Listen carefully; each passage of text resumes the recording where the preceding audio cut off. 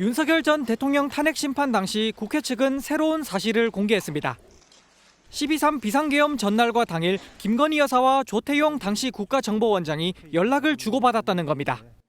계엄 전날, 당일날 영부인하고 문자 주고받은 거는 더 이상하지 않나요? 국정원장이 영부인하고 왜 문자 주고받습니까? 자주 있는 일은 아니었습니다. 네. 이를 근거로 내란 특검은 김 여사의 비상계엄 개입 의혹 수사에 나섰지만 수사 결과 근거가 없다는 결론을 내렸습니다. 특검은 김 여사 통신 기록은 물론 계엄 당시 갔다는 성형외과까지 행적을 모두 조사했으나 관여 정황이 나오지 않았다고 밝혔습니다. 오히려 김 여사 측근을 조사하는 과정에서 계엄 계획을 몰랐던 김 여사가 계엄을 두고 윤 전 대통령과 부부싸움을 한 사실을 확인했다고 언급했습니다. 계엄 소식을 듣고 분노한 김 여사가 윤 전 대통령에게 계획한 게 있었는데 너 때문에 다 망쳤다며 다퉜다는 겁니다.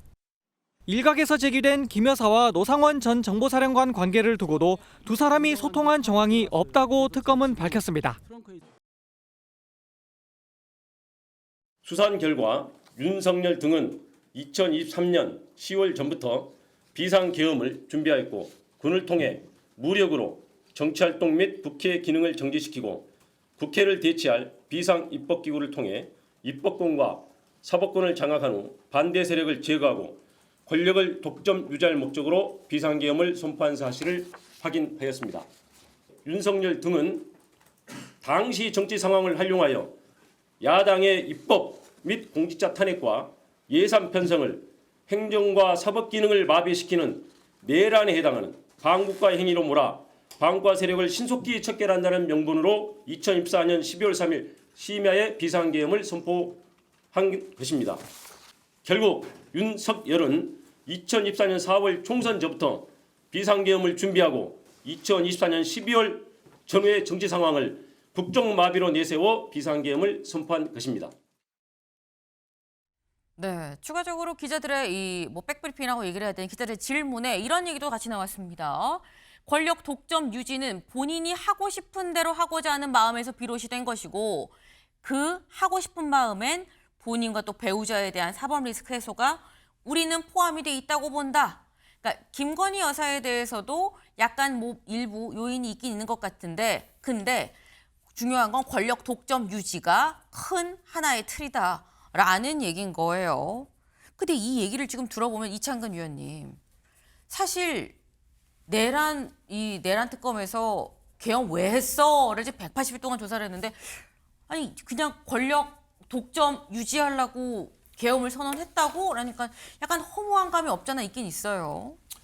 그렇습니다. 이번에 특검에서 발표한 수사 결과가 네. 사실은 그전에 검찰에서 최소 공소장을 제시한 내용과 크게 나아간 부분은 없어요.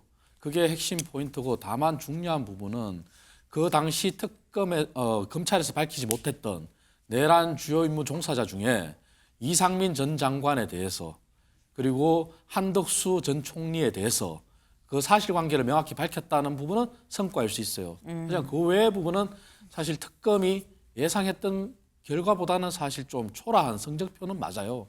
그럼에도 불구하고 윤석열 전 대통령의 계엄, 불법 비상계엄 이유가 결국은 상당한 시간 동안 모의가 됐다 하는 부분도 내용에 포함됐잖아요. 그 부분은 노상원 전 사령관의 수첩을 굉장히 신뢰한 것 같아요. 거기에 따라서 2023년 10월에 군 인사가 그대로 이뤄졌고 또 김용년 전 장관이 이 사람들은 정말 충성을 다할 것이다 했고 그리고 또 밝혀진 사실 중에 하나가 신원식 장관이 경질된 이유도 계엄에 대해서 반대를 했기 때문이다. 이런 부분이 좀 특이한 부분이지만 그럼에도 불구하고 사실 국민들이 예상할 수 있는 결과 그 이상 그 이하도 아니다 하는 데서는 특검의 성적표는 그다지 칭찬하기는 좀 힘듭니다. 네. 사실 처음에 다 얘기가 좀 나왔었던 결국 권력 독점 유지가 가장 큰 원인이다. 계엄을 선언한 데 있어서라는 말씀인 건데 어제 윤석열 전 대통령의 이 재판도 열렸습니다. 여기에 증인으로 나온 사람이 이진우 전 수방사령관인데 이진우 전 수방사령관의 이런 얘기를 했어요. 이거 잠깐 들어보고 얘기 이어가 보죠. 제가 그날 모임 끝나고 제가 그 스마트폰에 그 날짜에다가 구중궁궐이라고 단어를 썼어요. 아, 사람이 고립돼 있으면 소통이 안 되면 오해도 하고 의심하는구나. 근데 제가 제일 마음이 아팠던 건 대통령이시면 제일 어른이신데 인간은 다 같구나. 본인이 정책적으로 뭔가를 쭉 하면은 그걸 다 반대하고 그리고 언론에서도 그걸 부정적인 얘기로 다 해버리고 다 바꿔 쓰고 그래서 뭘 해도 힘이 안 난다. 이거 한 나라의 대통령인데 도대체 난 뭐냐? 이거 잘못된 거 아니냐? 너무 취해서 앉아서 몸을 못 가누시더라고요. 근데 그 중에 이게 넘어질 것 같으니까는 제 앞에 있던 우리 국방부 장관이 부축을 했어요. 네, 이진우 전 수방사령관 어제 증인으로 나와서 법정에서 한 얘기입니다. 그 구중궁궐에서 혼자 외로워했다. 그래서 막 이렇게 과음을 하기도 했고 그러면서 아무도 무슨 얘기를 해도 다 오히려 부정적으로만 얘기를 하고 동의도 안 해주고 이런 취지로 지금 얘기를 했거든요. 서영주 대변인님. 네. 구중궁궐에서 이 대통령이 하는 얘기를 아무도 안 들어주고 그래서 힘들었던 거 아닙니까? 라는 취지의 얘기예요. 뭐 역대 대통령들은 안 그랬나요?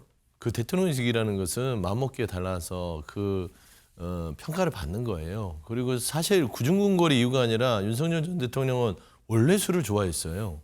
그렇지 않습니까? 그건 취향이기 때문에 저는 이진우 전 수방사령관의 얘기를 들으면서 아니 청와대가 구중궁궐이라고 싫어서 용산으로 이전을 했는데 소통을 늘리겠다고 했는데 왜 외로워해요? 그러니까 앞뒤가 전혀 안 맞습니다. 결국에는 그 성품 자체도 대통령으로서 나라를 다스릴 만한 성품이 아니었고 사실상 이 계엄의 배경을 보면 저는 특검의 어떤 발표가 굉장히 좀 저도 마음에 안 들어요. 권력 독점을 위해서, 그러니까 독재를 위해서 했다. 너무나 당연한 거 아닙니까? 그 배경이 궁금하잖아요. 그럼 첫 번째, 결국에는 본인의 사적인 분노를 다스리지 못해서 한 거 아닙니까?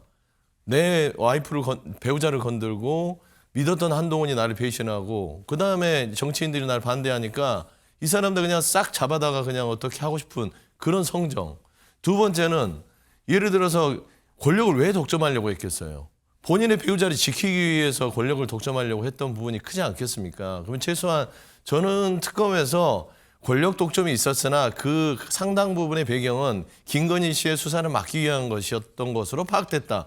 이렇게 하는 게 훨씬 더 국민들한테 납득이 되지. 뻔한 소리를 특검에서 얘기를 하다 보니까 결국에는 2차 특검을 통해서 12월 3일 평온한 시점에 왜 했는지를 밝혀야겠다라는 생각이 들더라고요. 네. 지금 오히려 이제 2차 특검을 또 해야 되는 거 아니야라는 취지의 이런 예로 좀 살짝 좀 옮겨가고 있는데 근데 지금 말씀하신 거 결국 자신의 아내를 좀 감싸기 위해서 계엄을 했다는 그런 내용이 왜 안 들어가 있느냐라고 말씀하셨는데 어제 특검이 얘기한 내용에는 오히려 이런 내용이 또 들어 있었습니다. 동아일보 같이 볼까요? 네. 김건희, 윤회, 너 때문에 망쳐. 계엄 선포 직후 심하게 둘이 싸웠다라는 거예요. 이게 대체 무슨 얘기냐? 여기 보겠습니다. 특검은 김 여사가 윤 전 대통령과 계엄을 사전에 모의한 사실이 있는지 확인을 하려고 김 여사 주변 인물들을 광범위하게 조사하는 과정에서 계엄을 선포했을 때 윤 전 대통령과 김 여사가 심하게 싸웠고 김 여사가 내가 생각하고 있는 게 많았는데 비상계엄을 선포해서 모든 게 망가졌다라는 말을 김 여사가 했다라는 취지의 진술을 확보를 했다라고 합니다. 네, 지금 모든 게 다 내가 오히려 생각한 게 많았는데 계엄 때문에 망가졌다 이 얘기는 사실 오히려 역으로 서정민 변호사님 오히려 김 여사가 계엄을 사전에 알고 있다 몰랐다는 사실 거기까지 나아갈 수는 없습니다만 계엄을 선포하는 데 있어서는 이 김 여사는 반대를 했었던 것 같긴 해요.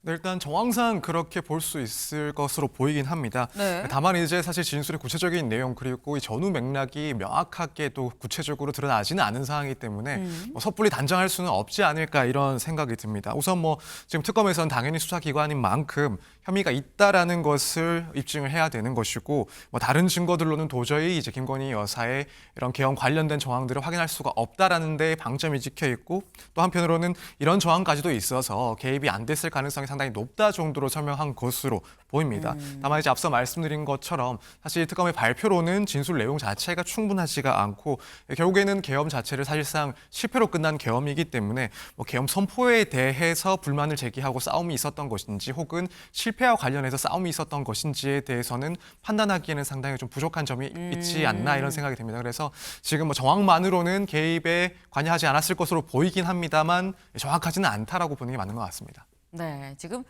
계엄에 실패해서 싸운 건지 계엄을 해서 싸운 건지 싸운 시점이 계엄 해제를 선언하고 난 다음에 와서 싸웠기 때문에 그 부분을 좀 더 들여다볼 필요가 있긴 있다라고 얘기를 했는데 지금 이 너 때문에 망쳐 근데 그냥 너 때문에 망친 게 아니라 이렇게 얘기했죠. 내가 생각하고 있는 게 많았는데 비상계엄을 선포해서 모든 게 망가졌다.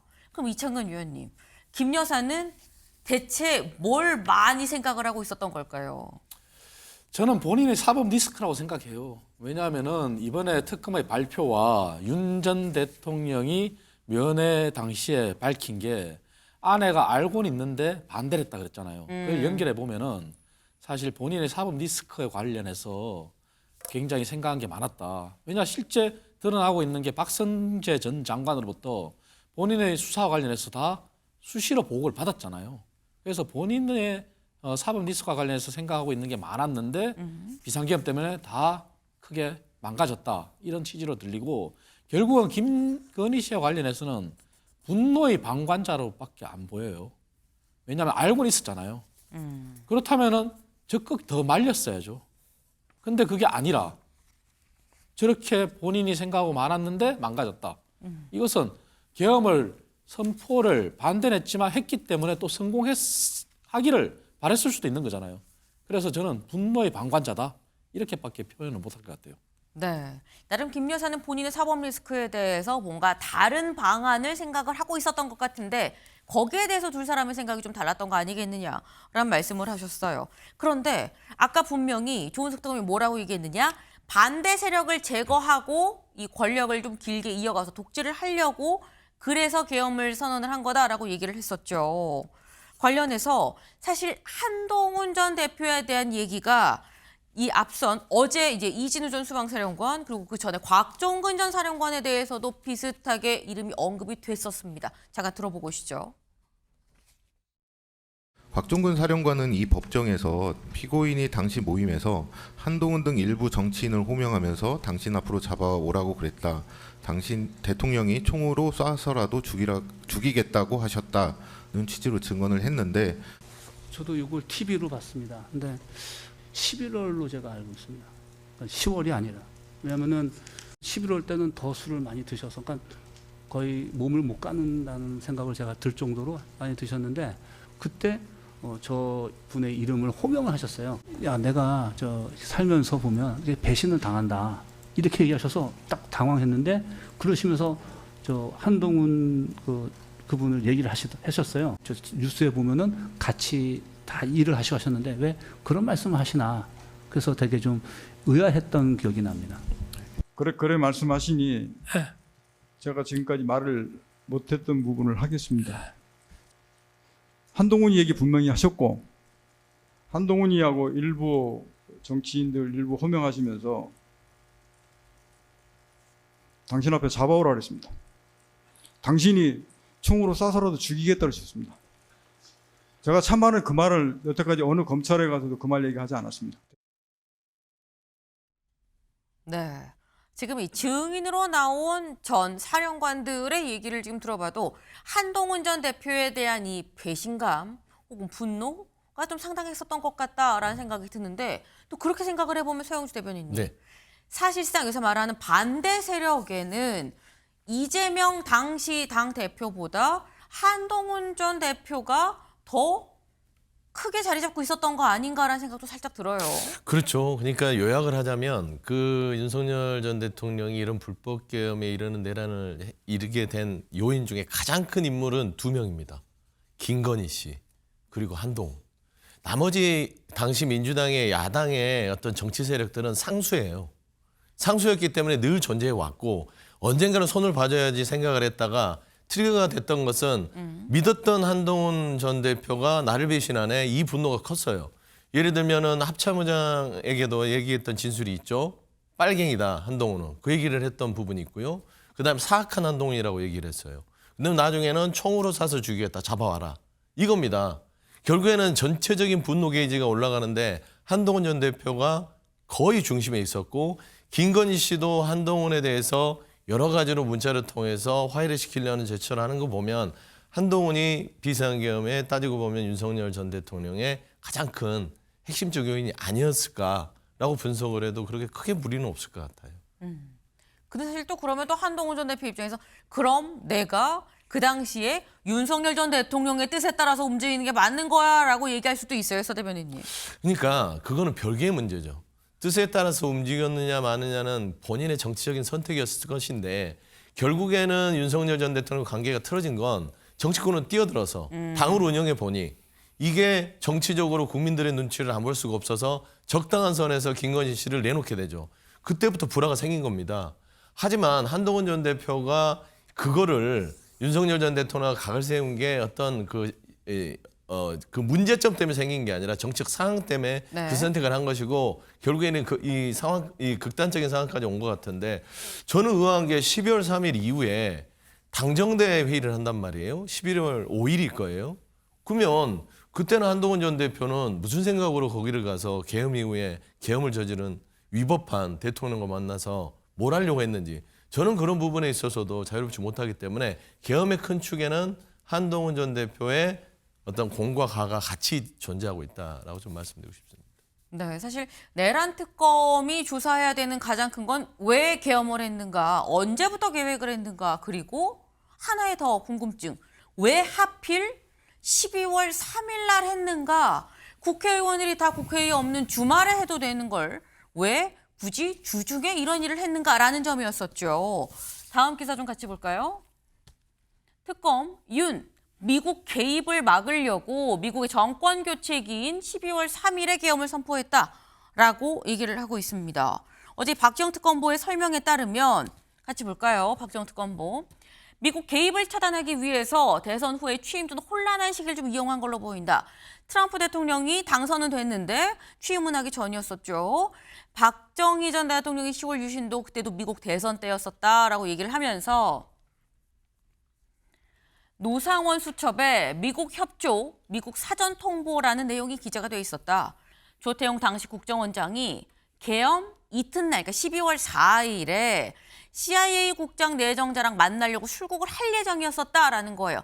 4일날 출국해서 5일날 만날 예정이 잡혀 있었기 때문에 이거에 역순으로 12월 3일날 계엄을 했다라는 건데 사실 이것도 이창근 위원님. 이게 결론적으로 얘기를 하면 CIA 국장 만나는 날짜를 따져서 역순으로 계엄 선언했다라는 얘기 아닙니까? 저는 그 부분은 사실 동의하기가 힘들어요. 미국에 알리지 않은 것은 맞아요. 네. 그렇기 때문에 사후적으로 미국에 통보한 것도 사실 나타났지 않습니까? 하지만 그럼에도 불구하고 왜 평일인가 화요일인가 이 부분은 특검이 밝히지 못한 거예요. 그것을 조태용 전 원장이 CIA 국장 날짜에 맞춰서 끼워 맞추기식으로 12월 3일이라고 했는데 사실 국민들이 더 궁금한 거는 왜 국회의원들이 다 금요일이면 지방으로 가지 않습니까? 네. 왜 주말에 이용 안 했을까? 왜 화요일일까? 이거의 핵심이거든요. 그거는 특검이 밝히지 못한 거예요. 그래서 저 해명은 사실 짜맞추기식 해명인 거고 적어도 팩트는 미국에 알리지 않은 것은 맞지만 왜 화요일인가? 이것은 여전히 숙제로 남아 있어요. 네. 지금 말씀은 이 얘기로 믿자니 이거는 좀 뭔가 더 상황이 있지 않겠느냐라는 좀 의문이 든다라는 말씀이셨는데 일단 내란 특검은 이제 180일의 수사가 모두 다 종료가 됐기 때문에 지금 국회에서 논란은 2차 특검이 있느냐 없느냐의 논란이 지금 이어지고 있죠. 2차 특검으로 갈지 말지 이 논란 좀 지켜봐야 될 것 같습니다.